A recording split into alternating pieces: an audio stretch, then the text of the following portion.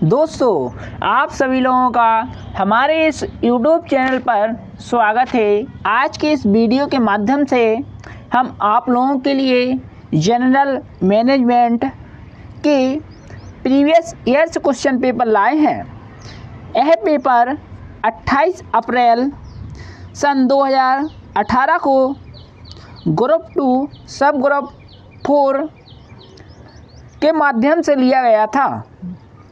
यही ऑब्जेक्टिव प्रश्न आपके पटवारी के एग्ज़ाम में भी पूछे जाएंगे।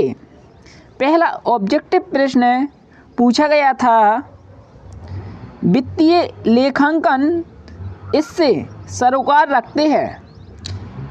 इसका जो डी ऑप्शन है, वित्तीय विवरणों की तैयारी एवं बही खाता, इसका जो डी ऑप्शन है बिल्कुल सही होगा। इसके बाद अगला पूछा गया दूसरा, उस समय अवधि को संदर्भित करता है जिसमें स्थायी परिसंपत्ति के निवेश को पुनः प्राप्त किया जा सकता है। ए, भुगतान वापसी पे बैंक की अवधि, इसका ए ऑप्शन सही होगा। इसके बाद अगला पूछा गया तीसरा, निम्न में से कौन से संसाधन को बनाए रखने के लिए संस्थान अपनी एचआर नीतियों को बदल रहे हैं। इसका जो सही आंसर है कर्मचारी होंगे, क्योंकि जो संस्थान है वह अपनी एचआर नीतियों को बनाए रखने के लिए कर्मचारियों को बदल रहे हैं, इसलिए सी ऑप्शन सही है। इसके बाद चौथा, निम्न में से कौन सबसे अच्छी प्रबंधकीय तकनीक कौशल के साथ जुड़े रहते हैं। ए, जो विशिष्ट गतिविधियों करने की क्षमता रखते हैं, यानी कि ऐसे व्यक्ति जो विषम से विषम परिस्थितियों को करने की क्षमता रखते हैं, इसलिए इसका ए ऑप्शन सही होगा। इसके बाद पाँचवा, निम्न में से कौन संगठनात्मक लक्ष्यों को प्राप्त करने के लिए निष्पादन के मापन और संशोधन को शामिल करता है। इसका ए ऑप्शन है नियोजन, बी नेतृत्व, सी आयोजन, डी नियंत्रण, इसलिए इसका जो डी ऑप्शन है नियंत्रण वही सही होगा। इसके बाद पूछा गया छठवां, निम्नलिखित को मिलाइए। पहला, कार्मिक प्रबंधन कार्यस्थल की सुविधाएं, इसका सी होगा पहले का। प्रत्यक्ष जनशक्ति प्रबंधन दूसरे का।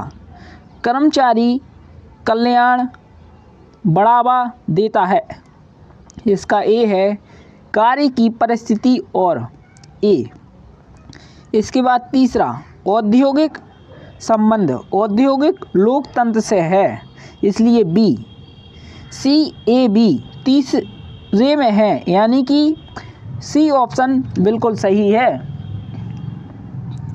इसके बाद सातवां, लक्ष्यों को प्राप्त करने के लिए निष्पादन और सुधारात्मक कार्यों के कार्यान्वयन के मूल्यांकन को ... कहते हैं। दोस्तों, आपको लक्ष्य प्राप्त करना है और उसके निष्पादन और सुधारात्मक कार्यों के मूल्यांकन को नियंत्रण करना कहलाता है, इसलिए डी ऑप्शन है नियंत्रण। इसके बाद आठवां, जब आप अंतिम लेखे को तैयार करते हैं तब आप पुनः प्राप्त हुए बेड डेप्ट अशुद्ध ऋण लेखे को कहाँ स्थानांतरित करेंगे। इसका जो सही आंसर है ए ऑप्शन होगा, लाभ हानि लेखा। आप तैयार करेंगे कि आपको कितनी लाभ हुआ है, कितना हानि हुआ है, इसलिए इसका ए ऑप्शन है। इसके बाद नौवां, वे प्रबंधक जो युक्तिपूर्ण नियोजन अभ्यास में शामिल होते हैं, इस वातावरण में कार्य करते हैं। वे अनिश्चितता के आधार पर कार्य करते हैं, इसलिए ए ऑप्शन होगा। निष्पादन पर निगरानी रखना और मापन करना, निर्धारित लक्ष्यों के साथ इसकी तुलना करना और सुधारात्मक कार्रवाई करने की प्रक्रिया को किस नाम से जाना जाता है दोस्तों? यह जाना जाता है नियंत्रण के नाम से। नियंत्रण करना यानी कि सी ऑप्शन है। इसके बाद 11वां, वित्तीय लेखांकन मानक बोध के अनुसार निम्न में से कौन वित्तीय गतिविधियों में एक नकदी प्रवाह है? इसका जो बी ऑप्शन है, लाभांश के रूप में शेयर धारकों को नकदी बही प्रवाह है, बिल्कुल सही होगा बी ऑप्शन। इसके बाद 12वां, लेखा प्रविष्टि का अभिलेखन सर्वस्वीकार लेखाकरण सिद्धांत के अनुसार किया जाता है। यदि इनमें से किसी सिद्धांत का उल्लंघन या नज़रअंदाज किया जाता है, तब इस उल्लंघन के कारण प्राप्त त्रुटियों को सिद्धांत की त्रुटि कहा जाता है। दोस्तों, आप एक शब्द को पकड़ लीजिए, सिद्धांत का उल्लंघन करने पर सिद्धांत की ही त्रुटि होती है, इसलिए सी ऑप्शन सही है, सिद्धांत की त्रुटियाँ।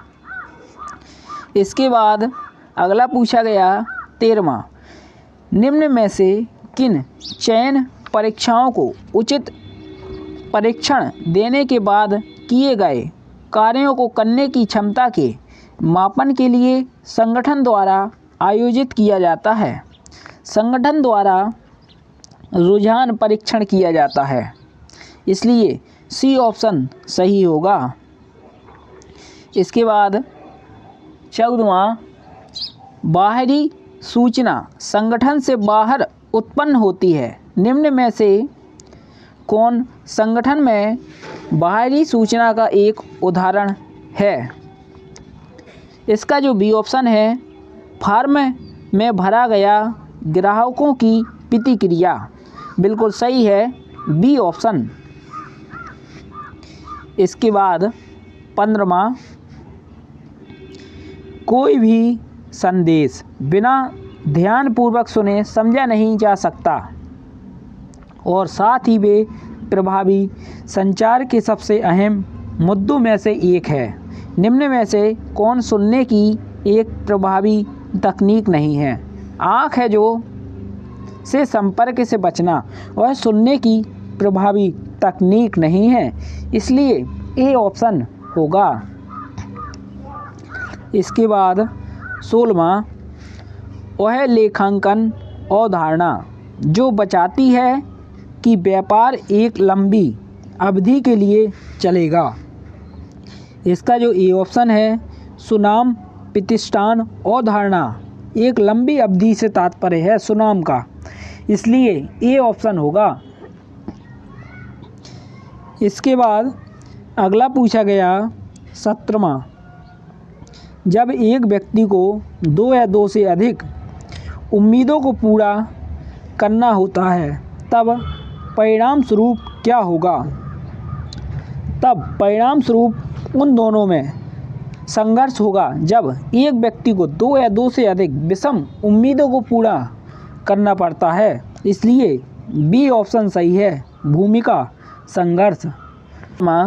जो एक कंपनी सर्वश्रेष्ठ करती है उसे ... के रूप में जाना जाता है। जब कोई कंपनी सर्वश्रेष्ठ करती है तो उसे मूल सक्षमता के रूप में जाना जाता है, इसलिए बी ऑप्शन सही है। 19, मजबूर, नियंत्रित और निर्देशिका लोगों के साथ व प्रबंधित करने के लिए पारस्परिक दृष्टिकोण को प्रदर्शित करता है। मैकग्रेगर का एक्स सिद्धांत, इसे दोस्तों आप याद कर लीजिए, यह ऑब्जेक्टिव प्रश्न है। क्योंकि हर वर्ष पूछा ही जाता है, इसलिए बी ऑप्शन इसका है। इसके बाद 20 निम्न में से कौन सा चालू देनदारियों का गठन नहीं करता है। यहाँ पर दोस्तों देनदारियों का गठन नहीं करता है देनदार, यानी कि डी ऑप्शन ही होगा। इसके बाद 21वां किसी समस्या को हल करने के लिए कार्यविधि की पहचान करने और चुनने की प्रक्रिया कहलाती है, उसे हम निर्णय क्षमता कहते हैं, यानी कि ए ऑप्शन सही है। किसी भी समस्या को हल करने के लिए उसकी कार्यविधि की पहचान और चुनने की प्रक्रिया निर्णय क्षमता कहलाती है, इसलिए ए ऑप्शन ही होगा। इसके बाद 22 गुडविल साख ... का एक उदाहरण है। गुडविल एक प्रकार की अमूर्त संपत्ति है। अमूर्त संपत्ति ऐसी वस्तुएं होती हैं जो दिखाई नहीं देती है। क्या आपको अपनी ख्याति दिखाई देती है? नहीं दिखाई देती है, इसलिए सी ऑप्शन होगा अमूर्त परिसंपत्ति। इसके बाद 23 निम्न में से कौन एक स्थायी परिसंपत्ति नहीं है। स्थायी परिसंपत्ति नहीं है। स्थायी रूप से छोटे औजार होते हैं जो स्थायी परिसंपत्ति नहीं होते हैं, इसलिए बी ऑप्शन होगा। इसके बाद 24 एक कंपनी दिवालिया हो गई है क्योंकि इसकी देनदारियों इसकी परिसंपत्ति से अधिक है। एक शेयरधारक को ... भुगतान करने के लिए कहा जाएगा, कुछ नहीं, यानी कि ए ऑप्शन होगा। जब कोई कंपनी दिवालिया हो जाती है तो उससे थोड़ी कहा जाता है तुम अपने शेयर जारी करो, इसलिए ए ऑप्शन ही होगा, कुछ नहीं। इसके बाद 25 वह परिसंपत्ति जो अल्प समयावधि के अंदर नकद में परिवर्तित की जा सकती है, ऐसी परिसंपत्ति को तरल परिसंपत्ति कहते हैं, यानी कि बी ऑप्शन होगा। दोस्तों इस तरह सन 2017 में 25 ऑब्जेक्टिव प्रश्न पूछे गए थे और इसी प्रकार के ऑब्जेक्टिव प्रश्न आपके पटवारी के एग्ज़ाम में पूछे जाएंगे। अगर आपको हमारा ये वीडियो अच्छा लगा है तो हमारे इस चैनल को लाइक करें, शेयर करें और सब्सक्राइब करें। दोस्तों धन्यवाद। जय हिंद, जय भारत, वंदे मातरम।